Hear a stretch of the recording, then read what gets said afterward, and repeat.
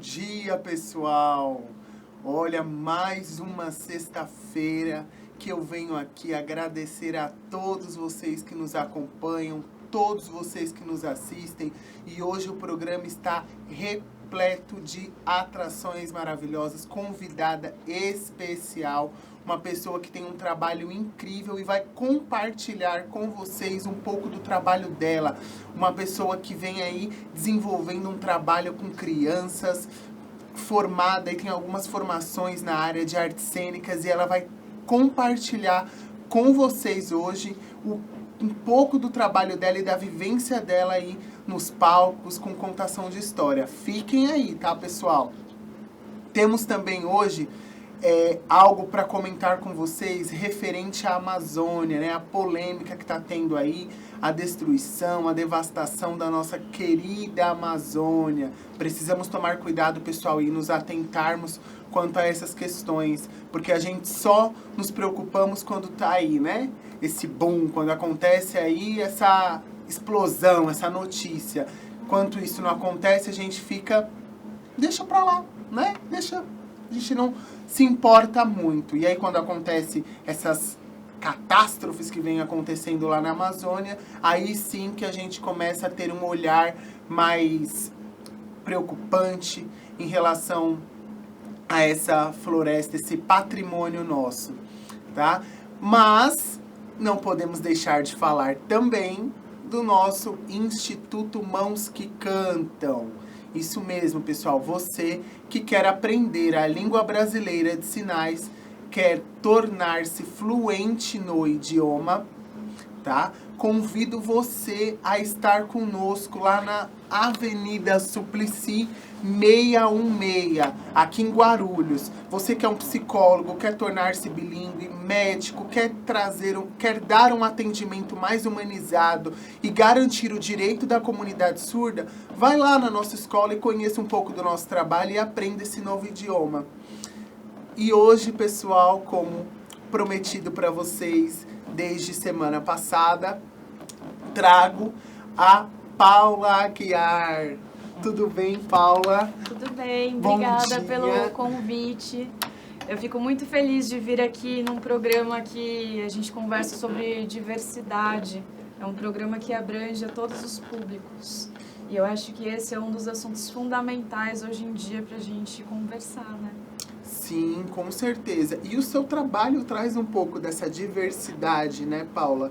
Você já trabalha, você atua também aí bastante com crianças, tem um trabalho bem efetivo e bem reconhecido aqui na cidade de São Paulo e até fora, né? Aqui, fora do estado de São Paulo você também trabalha, né? Agora sim, e agora nós temos também uma experiência fora do Brasil também. A gente foi para a Itália, fez uma turnê italiana. E a gente percebe o quanto a criança, ela quer uma conversa. A gente quer exatamente isso, assim, ter a conversa, ter a troca.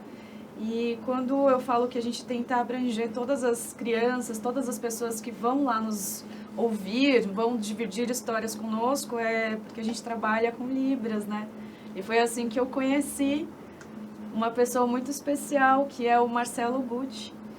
Ele se tornou um grande aliado nisso, nessa coisa de contar a história de todas as formas, não somente com as palavras faladas, mas também com as palavras gestuais. É isso que a gente fala quando a gente começa as histórias.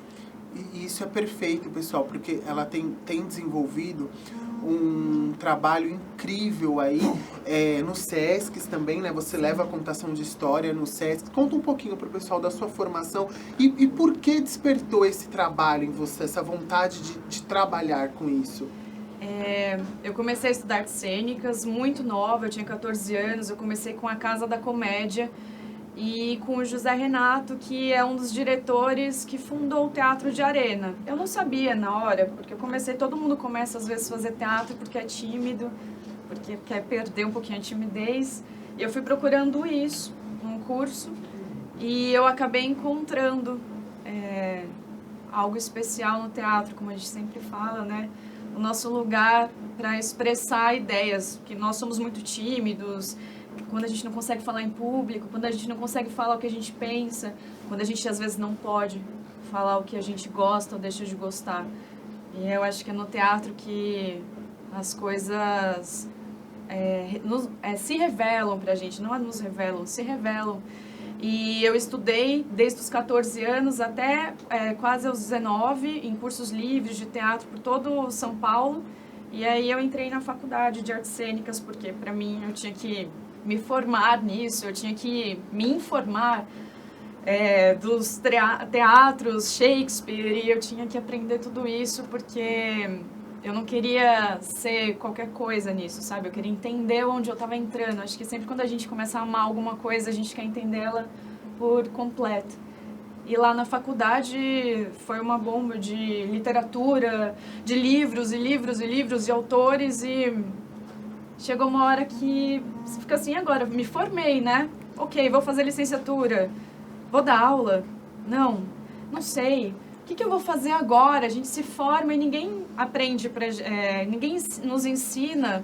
O que a gente vai fazer depois da faculdade? Você fica perdido. E acabou que você tornou-se até uma empreendedora, né? Você formou-se em artes cênicas, trabalha com isso e agora empreende. É também uma empreendedora na questão de ser uma empresária e correr atrás do seu próprio negócio, né? Eu acho que atualmente muitas pessoas estão se tornando empreendedoras de sua própria arte, por inúmeros obstáculos, enfim, que estamos enfrentando nessa sociedade. Porém, por um outro lado, quando você toma coragem para ser esse empreendedor, você aprende a vender o que você quer, aprende a ir atrás do que você precisa. Eu trabalhei como livreira por um bom tempo para pagar o meu curso, a bolsa de licenciatura.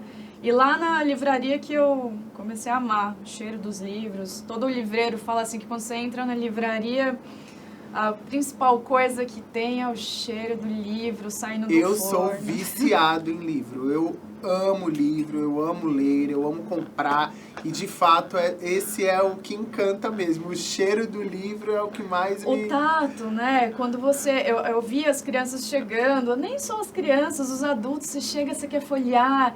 E aquela sensação do novo. Os livros fazem isso, sabe? Eles levam você não precisa ter tanto dinheiro para viajar. Você viaja dentro de um livro, você viaja dentro das histórias.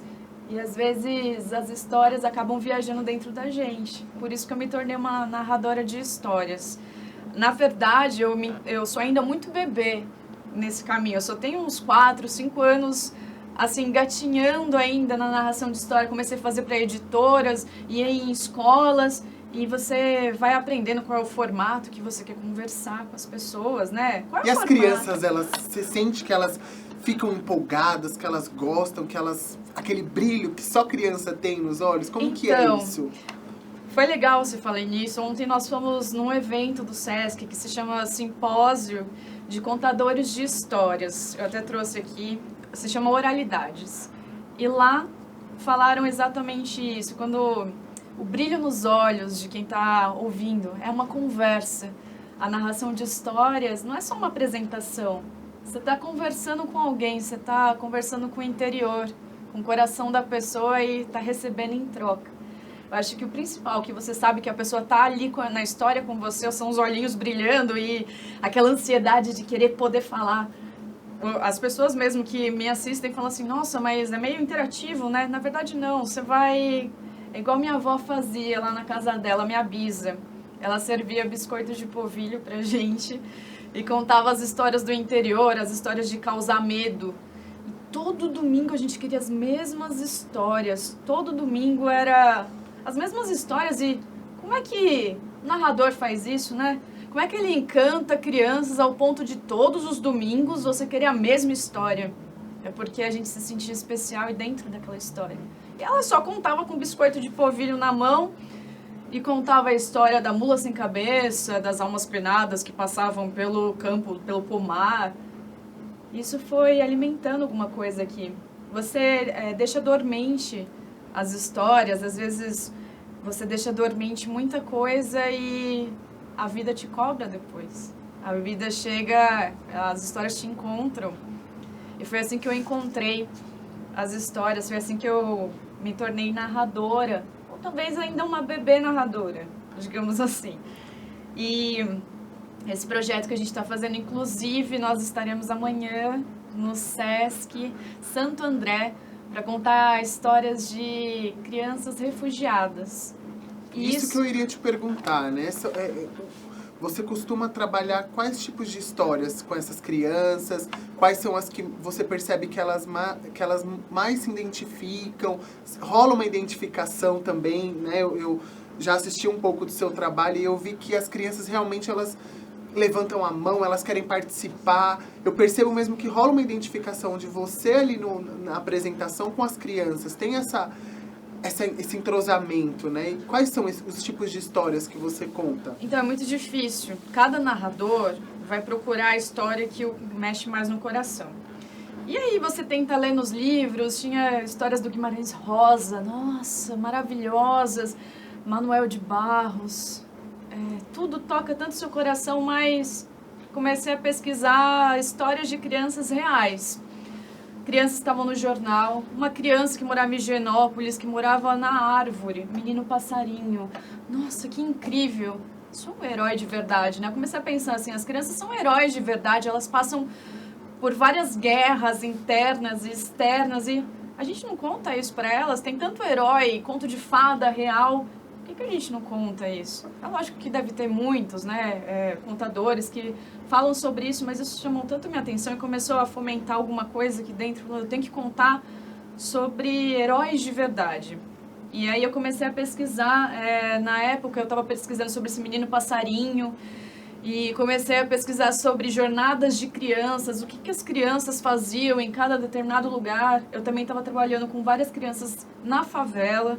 E você ouvia elas contando a história, sabe, delas, que elas só comiam um prato de comida no dia. Isso é um herói de verdade, sabe? Que enfrenta tudo isso, vai pra escola e ainda quer aprender. É um herói muito forte isso. E que a gente não conta isso. E aí acabou caindo, já estava em torno da mídia, os refugiados. O caso de todas as guerras que estão acontecendo, a Síria, e para onde eles estavam indo. E eu moro no centro, eu moro próximo do Glicério, e lá tem a Missão da Paz, que acolhe os refugiados, tenta acolher o máximo possível. Por que não, então, e ouvir as histórias, né? Porque antes da gente ser narrador, a gente é ouvinte. A gente precisa trabalhar, ouvir as pessoas. E nós fomos lá, ouvimos as histórias, muitos vêm para cá enganados, muitos pagam tudo que tem para poder vir a um lugar, para ficar tranquilo. Outros não, outros sabem que o Brasil é um país acolhedor, então escolhe vir para cá para ter uma boa condição. E nisso, vários vídeos da Unicef começaram a divulgar dessas crianças, dessas jornadas, e elas contando. E era de acabar com o seu coração. Um menino que não tinha ninguém, não tinha nada, teve que sair de onde morava, uma viagem de barco, foi parar na Alemanha, nem conhecia a língua, não conhecia ninguém, não conhecia nada, não sabia da família. Por que não contar sobre esses heróis, sabe? Olha, pessoal, vocês estão percebendo que é um trabalho lindo, um trabalho incrível.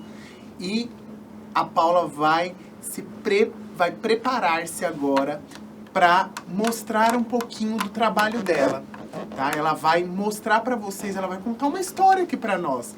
Olha que linda, ela vai mostrar um pouquinho, claro, que é só uma pincelada, né? Porque o nosso tempo é curto. E ela vai mostrar de fato como que é esse trabalho dela, como que ela desenvolve isso.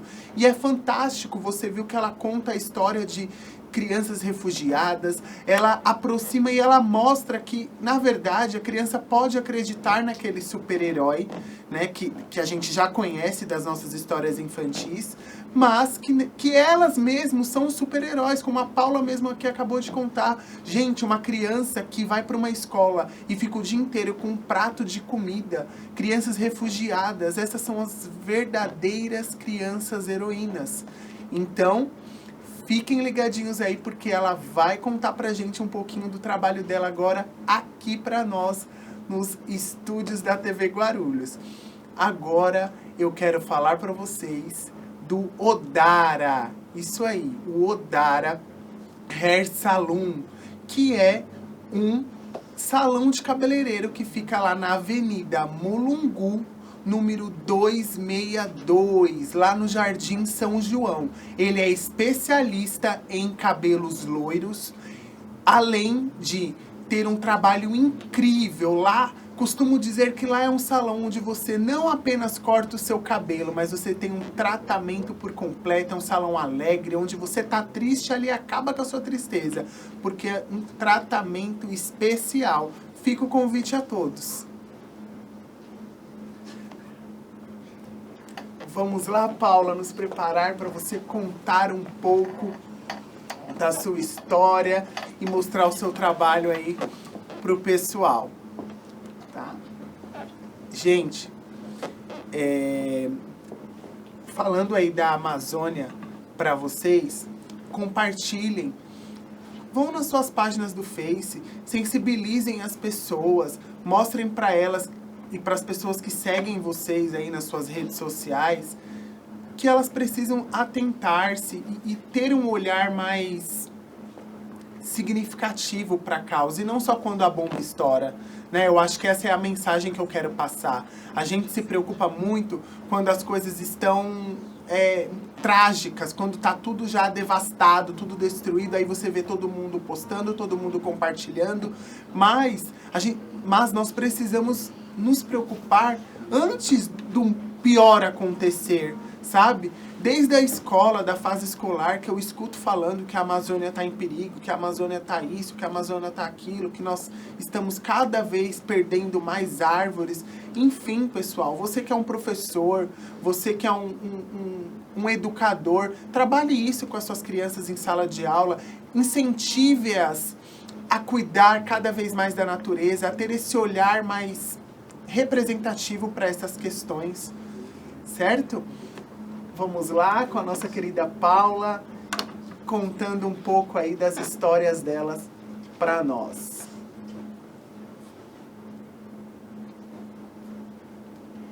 Eu sempre começo uma história com iluminação. A gente precisa iluminar o nosso caminho para poder contar uma história dessas para crianças corajosas. Essa história se passa do outro lado do oceano. Era uma vez um menino que nunca viu o mar. Chamava-se Mustafa e tinha 7 anos de idade. Assim como todas as crianças, ele tinha alguns sonhos. Às vezes, ele sonhava que virava rio e com um passo lento, como se fosse um ser mágico, um rei de um mundo distante, caminhava com seu manto cheio de remendos e redemoinhos. Mas a realidade vinha como o chão quente em seus pés descalços e o rio era engolido. Entre sonhos e distrações, Mustafa resolveu que seria um herói. Então, ele construiu um barco. Ha! Mas vocês estão olhando aqui, um barco de papel, né? Não. O do Mustafa não era um barco qualquer, não. Era um barco de competição de meio fio. Tinha até bandeirinha. E se você não sabe como funciona uma competição de meio fio, eu vou te explicar, não fica preocupado. É assim que funciona. Assim que eles escutam um barulho vindo lá do céu. Brum, brum, eles pegam as capas de chuva, pegam os barcos, saem correndo em direção ao morro e esperam as gotinhas começarem a cair. Assim que vem aquele vendaval, os meninos jogam os seus barcos rumo à cidade. E o barco passa pela melhor casa do amigo do Mustafa. Passa pelo mercadinho. Faz um contorno no professor de Libras lá da cidade. Continua passando pela escola. Vira no hospital. Faz uma pequena curva em direção à casa da avó do Mustafa. E quem chegar na linha de chegada primeiro, é claro, é o ganhador. É assim que funciona, super fácil. E o Mustafa era um dos melhores, viu? Ele era o campeão, por isso que tinha 2 bandeirinhas. Não foi diferente dessa vez. Eles ouviram um barulho. Brum! Plum! Os meninos correram para colocar a capa de chuva, o Mustafa também. Colocou o barquinho aqui do lado, abriu a porta e... Não era a chuva que caía do céu. De repente, o céu virou terra e a terra virou céu. Aquilo não era uma chuva comum. Era uma chuva de bombas. Não mais que de repente, o Mustafa não podia mais sair de casa. Não tinha nem água para brincar na banheira, na bacia. Ai, não tinha luz. E a comida começou a acabar. Até que o pai do Mustafa resolveu pedir ajuda. E procurar ajuda mesmo. Ele abriu a porta de casa, saiu e... não voltou mais.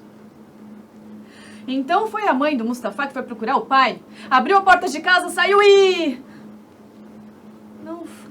não voltou mais. E assim foi o tio, a tia. Só sobrou o Mustafa e a avó dele. E vocês sabem que criança não pode ficar sozinha em casa, né? Mas a avó dele teve que tomar essa decisão. Vai que alguém voltasse. Então ela abriu a porta de casa e não voltou mais. História ruim, né, pra criança. Mas o Mustafa era herói. Lembra que eu falei no começo? Então ele resolveu que seria um herói. Ele resolveu que teria a maior aventura de todos os tempos. Preparou a mala como pôde pra aventura. Colocou tudo de mais especial que a gente coloca na mala pra enfrentar essa viagem. Ele colocou o barco. E só.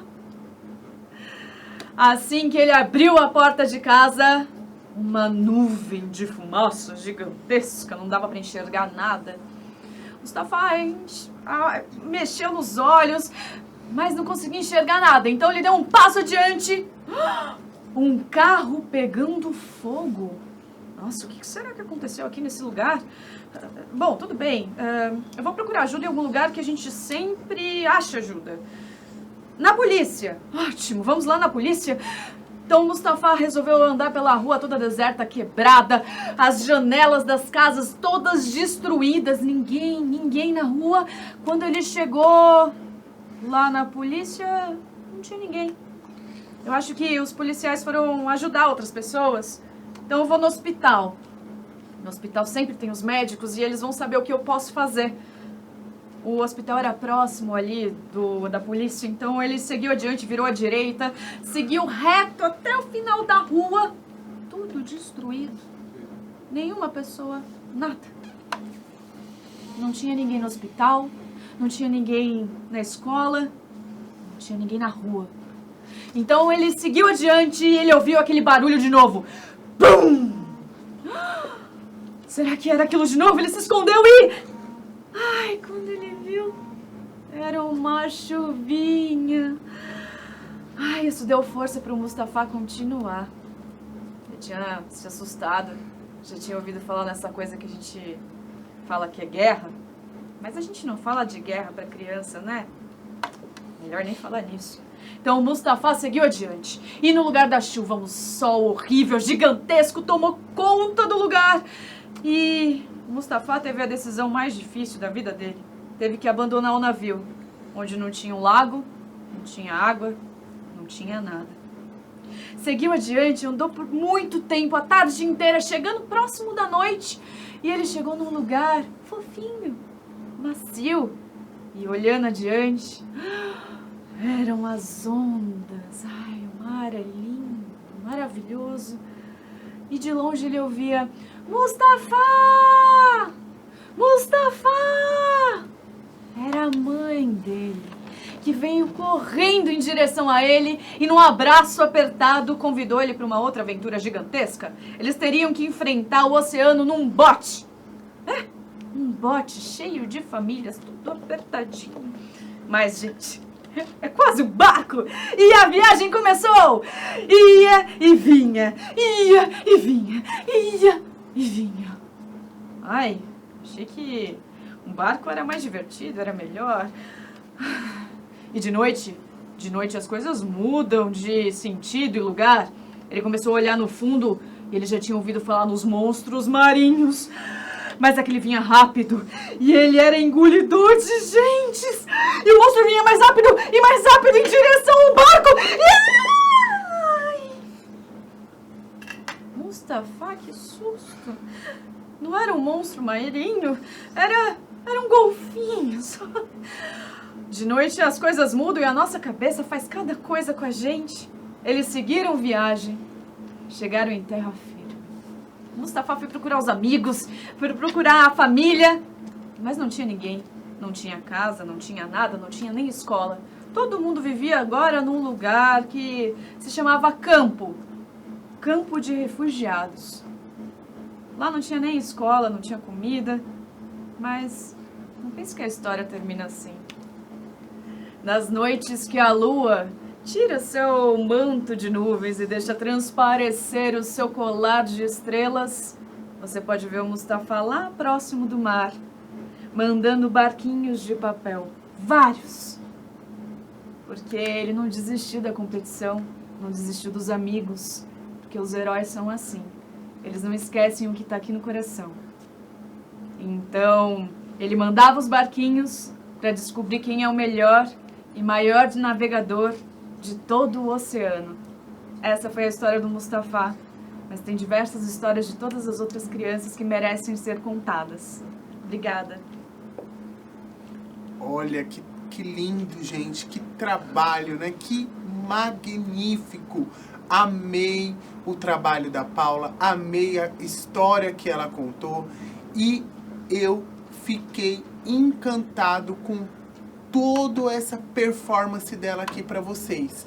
Lembrando que nós deixamos os contatos dela aí na tela, caso vocês queiram levá-la para suas escolas, para o seu trabalho, para sua empresa, fica o contato dela aí à disposição.